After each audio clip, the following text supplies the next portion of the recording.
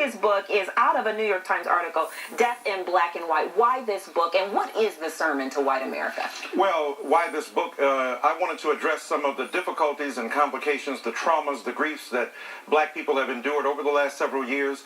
We've seen videotape of African American men and women going down at the hands of the police. And one day after Sterling and Castile were murdered in rapid succession, or at least killed by the police, I just said enough is enough. So I stayed up all night, hammered out an op-ed, put it in the New York Times. It garnered over 2,500 responses.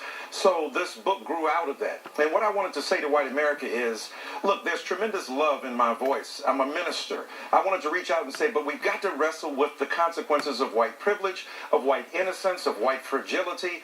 Whiteness is something that has been invented. It's not something you're born with, that's encoded in your genes. It's something the society tells us, black, white, red, yellow. We don't know that from birth.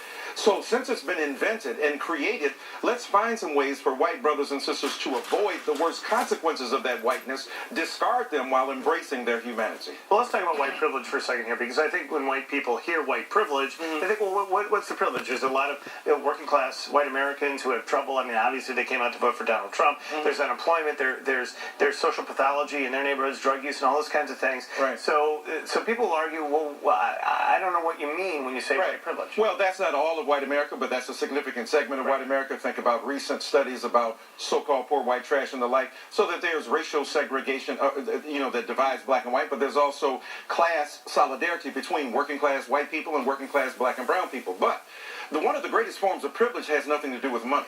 If you're a white person and meet a policeman and you live to tell about it, that's a heck of a white privilege that has nothing to do with your economic bottom line. There is some tremendous tension between those who have and those who do not have. But race is not the dividing factor between, that denies white Americans their due in life. For instance, voting for a person like Donald Trump may be seen as a gesture of affirmation for the white working class, but it may be ultimately undermining their own position. But think about it too. White working class people were sold a bill of goods. At least you're not a Negro. At least you're not a black person. So even in their unions, when pipe fitters unions and firemen and policemen, these were deeply segregated. They wanted to keep black people out. Richer white people went to the suburbs. They didn't have to worry about busing because their kids were in private school, and those who were working class and poor had to deal with the consequences of integration. So there's tremendous tension and hostility because there's close proximity. But at the same time, as much as there's white pathology, there's no kind of pathology that's associated with whiteness about white-on-white crime, like there is about black-on-black crime. But we know the following. 93% of black people who are murdered by black people.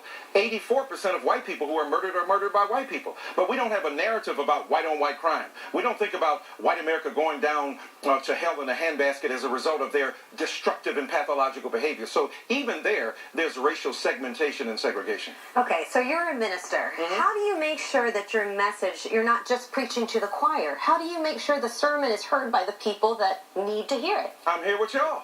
So this ain't my choir.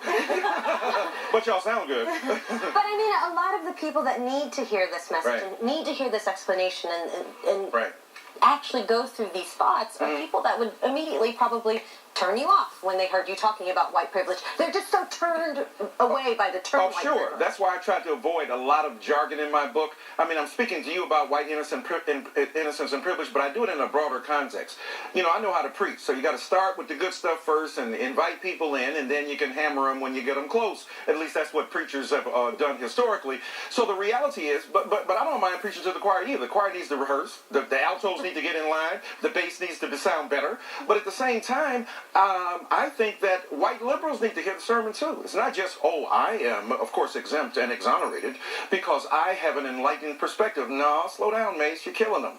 First of all, you got to think about the fact enlightened white racism is a real problem as well. Martin Luther King Jr. said it's not just the KKK with whom I have a problem. Sometimes it's the white moderates. Slow down. Don't do it now. Do you need all of that right now? So sometimes the impediments and obstacles that occur even in enlightened white people who otherwise are doing great jobs and are very sensitive, but resentful because now what we're asking them to do is to give up that privilege, share it with others, and acknowledge it. Many white people don't have to acknowledge they're white. When white people think of race, they think black or brown or red or yellow, just like men. When men hear gender, what do we think? Women. We don't think, hey, we got a gender too. That's often toxic and destructive. And the degree to which we're oblivious to it and not aware of what's going on, we can be even more traumatizing. So I think white people, what I'm asking, be conscious of the fact that you are white and that the consequences of that whiteness, and then together we can remake America. And to piggyback on that, if you haven't gotten to them now, right, what makes you think this sermon will get to them? Well, that's the same thing, but, you know, people that were in the church and they kept asking the preacher, they said, you going to keep on preaching the same sermon? He said, you still got the same sin, so we got to keep on talking, right? Look, my job as a teacher is repetition. You know, you say it once, but you got to say it again. You got kids. You know how it is. I've told you 50 times. Tell me 51. Even in the Bible, Jesus says, forget 70 times 7. Because guess what? Most of us, until the light goes on, and we go, oh, aha. I mean, haven't you? I've heard songs for 20 years. And then on the 21st year, I go, that's what they were saying. So my job is merely to plant the seeds, to tell the truth, to bear witness, and somebody may respond to it. And given how well the book is doing, I think white Americans are at least embracing it. I think people of color are at least responding in a serious way. And I want to have a serious conversation. I'm not trying to chide people or beat them down, but look, it's tough love. And it's interesting in America. We have a president now, President Trump, who says, I want to get beyond political correctness. What he usually means, and what people usually mean by political correctness, I want to continue to be a bigot without being called on it. Well, here's the interesting thing. Can we flip the script? If you're willing to tell politically incorrect truths, can you bear them? For instance, we are living under the first toddler presidency. This is a man who has been created by a system, but he, you know, and the poop in that diaper has been created by what he was fed by a lot of other people. Remember, Frankenstein is the name of the doctor, not the monster. So a system created him, stitched him together from its discarded parts, and now that monster rises up to bite you as well. We're all being bit by that monster, and we got to call it for what it is. And Donald Trump is the most powerful explanation and exemplification of white innocence and privilege that we've seen in 50 years.